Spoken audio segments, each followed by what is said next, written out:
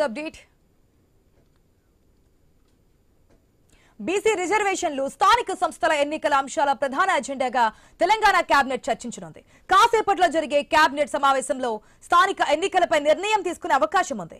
స్థానిక సంస్థల్లో బీసీలకు 42% రిజర్వేషన్లపై హైకోర్టు స్టే విధించడంతో తదుపరి చర్యలపై మంత్రివర్గం చర్చించనుంది.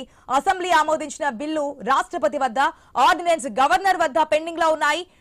జీవోలపై ఉన్నత హైకోర్టు స్టే విధించింది. ఎన్నికలకు వెళ్లే అవకాశాలే ఎక్కువగా ఉన్నట్లుగా తెలుస్తోంది.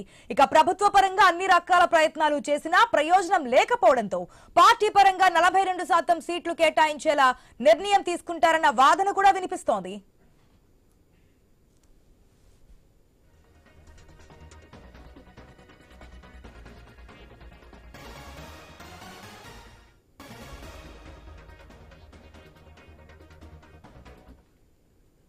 స్థానిక సంస్థల్లో పోటీ చేసే అభ్యర్థులకు 2 పిల్లలకు మించి ఉండరాదన్న నిబంధన ఎత్తివేయాలని గత సమావేశంలో కేబినెట్ నిర్ణయించింది.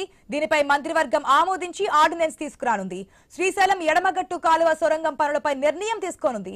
గత ప్రభుత్వ హయాంలో పార్టీ కార్యాలయాలకు జిల్లా స్థాయిలో స్థలాలు ఇచ్చినట్లుగానే ప్రభుత్వం ఇవ్వాలని మంత్రివర్గంలో చర్చించే అవకాశం ఉంది. కొత్తగా థర్మల్ విద్యుత్ కేంద్రాలను చేపట్టే అంశం కూడా చర్చకు వచ్చే అవకాశం ఉన్నట్లుగా తెలుస్తోంది.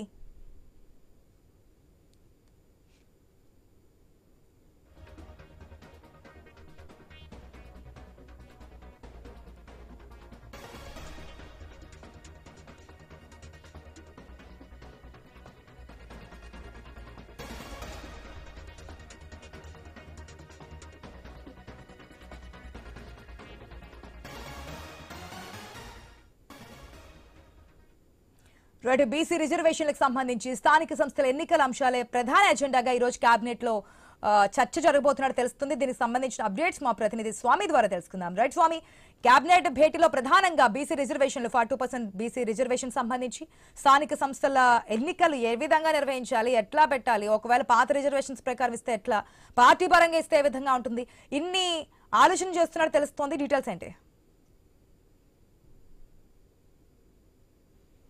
స్వామి?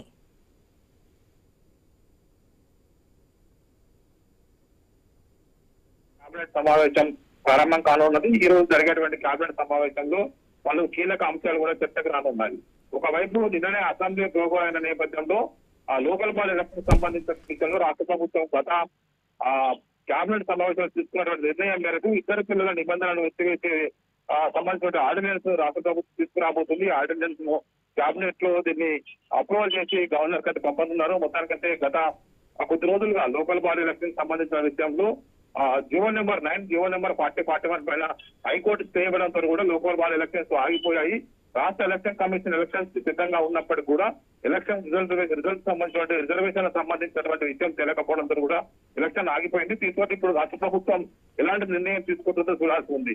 ఈ రోజు జరిగే కేబినెట్ సమావేశంలో ఒకవైపు రైతు భరోసాకు సంబంధించినటువంటి యాసంగి డబ్బుల విషయం సంబంధించి కూడా నిర్ణయం తీసుకునే అవకాశం ఉంది. మరోవైపు ఎస్ఎల్బిసి పునరుద్ధరణ సంబంధించిన విషయంలో దాన్ని మళ్ళీ మరొకసారి జియోలాజికల్ సర్వే నిర్వహించి ఇప్పుడున్న విధానంలో కాకుండా మరొక ప్రత్యామ్నాయ విధానంలో దాన్ని కంప్లీట్ చేయాలని చెప్పేసి ప్రభుత్వం ఉత్తరం చేస్తూ ఉంది. దానికి సంబంధించిన విషయం కూడా ఈ రోజు కేబినెట్ సమావేశం నిర్ణయించి ఒక నిర్ణయం అయితే తీసుకోబోతున్నారు. ఇటీవల పరిణామాల నేపథ్యంలో ఒకవైపు రాష్ట్ర మంత్రుల మధ్య అభిప్రాయ భేదాలు, ఒకవైపు ప్రభుత్వం బదనామతుల నేపథ్యంలో ముఖ్యమంత్రి రేవంత్ రెడ్డి రాష్ట్ర మంత్రులకు స్పష్టమైన సూచనలు చేసే అవకాశం కనబడుతుంది. నిన్న కేంద్ర ఐఏఎస్ అధికారి రిజ్వీ మంత్రులతో ఉన్న విభేదాల కారణంగా ఆయన బీఆర్ఎస్ అప్లై చేయడం రాజకీయంగా పెద్ద దుమారం రేపుతుంది. ఒకవైపు రాష్ట్రంలో జరుగుతున్న పరిణామాల పైన కూడా కేబినెట్ లో కొన్ని కీలక విషయాలపైన చర్చించి ఒక విధానం ప్రకటించే అవకాశం కనబడుతుంది.